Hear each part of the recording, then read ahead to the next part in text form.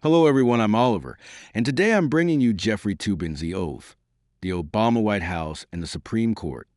Toobin graduated from Harvard Law School and, after working as a prosecutor for a while, left the legal profession to pursue his preferred career as a writer. Given his legal background, his works naturally focus on legal matters. His most famous works are two books about the U.S. Supreme Court. The Oath is one of them. The other one, called The Nine, is also excellent and even won a New York Times Book Award. However, it's somewhat dated now. 6 of the justices featured in The Nine have since been replaced. The Oath is not only more recent, but also covers a relationship between the Supreme Court and the White House, which is a timeless topic.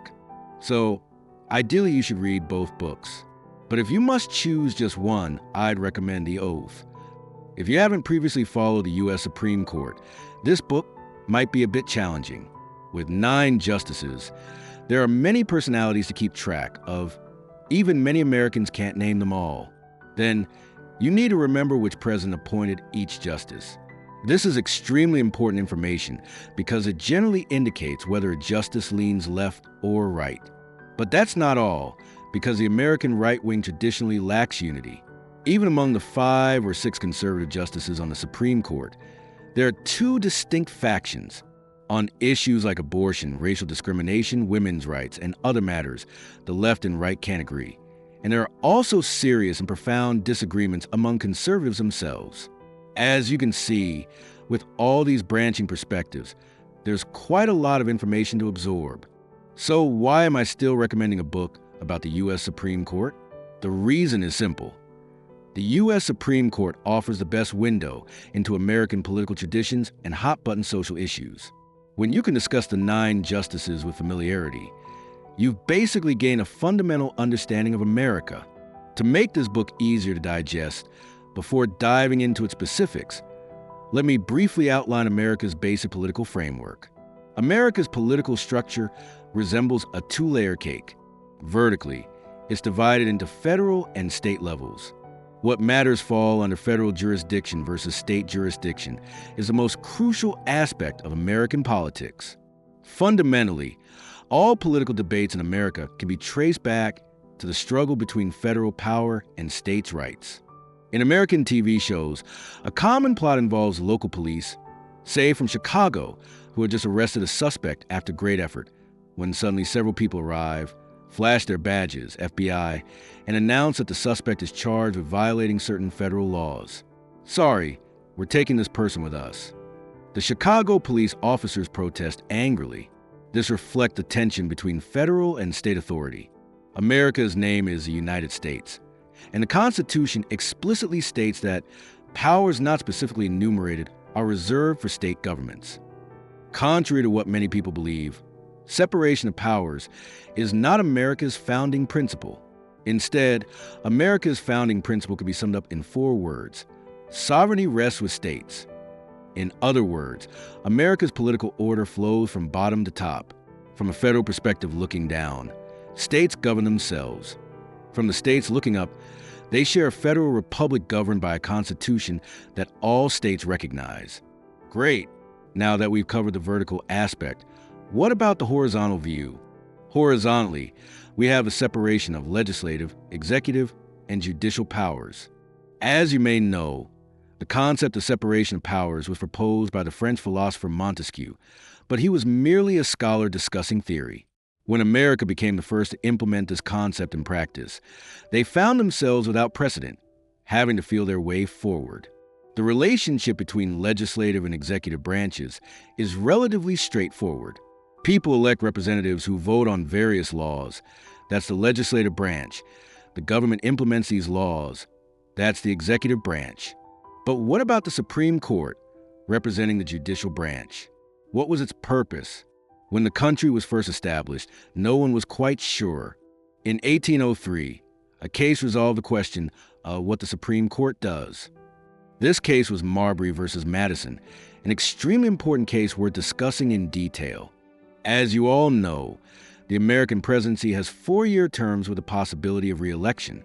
The first president, Washington, took office in 1789, coinciding with the French Revolution. In France, the Jacobins and Girondins were at each other's throats, eventually setting up guillotines to execute people. This deeply affected Washington. As a result, he despised partisan conflicts. But despite his aversion, he couldn't prevent his own Vice President Adams and Secretary of State Jefferson from forming parties and constantly clashing. Adams advocated for a strong federal government, becoming the leader of the Federalist Party. Jefferson defended states' rights, believing the federal government was merely a forum for states to discuss matters together. What authority do you have to impose this tax today and that tax tomorrow? He formed his own party, the Democratic-Republican Party, and constantly opposed Adams. Washington found this extremely frustrating, believing it severely damaged political integrity. So he stepped down after 2 terms. Thus, in 1797, the election for the second president was between Vice President Adams and Secretary of State Jefferson. During the campaign, Washington told both Adams and Jefferson to stay home and not campaign, saying it was embarrassing. Both men returned to their homes and quietly awaited the election results. Adams won and became the second president, while Jefferson received the second most votes and, according to the Constitution at that time, became vice president. Up to this point, with Washington's influence still strong, American elections remained gentlemanly. Though conflicts existed, appearances remained relatively dignified. However, by the 1801 election, again between Adams and Jefferson, underhanded tactics emerged. The mutual attacks between Republicans and Democrats that we see in presidential campaigns today aren't a new phenomenon. They began 200 years ago. On one side was the Federalist Party, which no longer exists today. The Federalists brought up personal matters, claiming Jefferson had fathered several mixed-race children with black women. On the other side, the Democratic Republicans claimed Adams was a British spy who wanted to establish a monarchy in America so he could be king. In 1801, the Federalist Party unexpectedly lost the election in a humiliating defeat. Adams was furious and, on the night before leaving office, hastily appointed 42 justices of the peace, all staunch Federalists. The commissions were sealed with the Great Seal at the State Department, but in the rush, 17 commissions weren't delivered. Among these was one for a man named Marbury. After Jefferson became president, he appointed James Madison as Secretary of State. When Madison took office, he found these 17 commissions in a drawer and asked Jefferson what to do. Jefferson's instruction was, throw them away like trash. Marbury wasn't pleased with this and filed a lawsuit against Madison in the Supreme Court. Coincidentally, the Chief Justice of the Supreme Court at that time, John Marshall, had been Adams' Secretary of State. In other words, it was Marshall himself who had forgotten to send out these 17 commissions, creating the situation.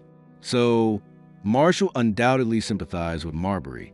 However, at that time, the Supreme Court hadn't even clarified its own role, so it lacked authority. Marshall, representing the Supreme Court, sent a letter to Secretary Madison demanding an explanation for withholding the 17 commissions. Madison tossed the letter into the trash, completely ignoring it. Given the Supreme Court's limited influence at the time, if Marshall had tried to force Madison's hand, it would have been a joke. So how should this case be judged? Marshall ruled as follows. The previous president had sealed the appointment, so Marbury's appointment was valid. However, the Constitution explicitly states that the Supreme Court only has original jurisdiction in cases involving ambassadors, consuls, and state governments. For other cases, the Supreme Court only has appellate jurisdiction. Since Marbury was neither an ambassador nor a consul, his case shouldn't have been filed directly with the Supreme Court, but should have gone to a lower court first. If he was dissatisfied with the lower court's decision, he would need to appeal through the proper channels before reaching the Supreme Court. Marbury's lawyer filed a case directly with the Supreme Court based on the Judiciary Act of 1789, specifically Section 13, which stated, "The Supreme Court shall have the power to issue writs of mandamus to any courts or public officials appointed under the authority of the United States." This provision contradicted the Constitution, so that part of the law was invalid. This ruling was exceptionally clever. First, Marshall acknowledged Marbury's claim, stating that the Supreme Court recognized the validity of his commission. But then he pivoted, saying, You filed in the wrong place. You need to sue in a lower court. The Supreme Court doesn't handle initial trials, only appeals. Marbury, being a wealthy man, was satisfied with saving face and didn't want to pursue a case for a justice of the peace position through multiple levels of courts. So he dropped the matter. This also relieved Madison of the pressure. Both sides were satisfied. However, the true significance of this case lay in the third point. The Supreme Court ruled that an act passed by Congress was invalid because it violated the Constitution. Through this ruling, the U.S. Supreme Court established its authority to interpret the Constitution and review the constitutionality of laws passed by Congress, setting a precedent. From this case of Marbury versus Madison over 200 years ago, everyone finally understood what the Supreme Court does.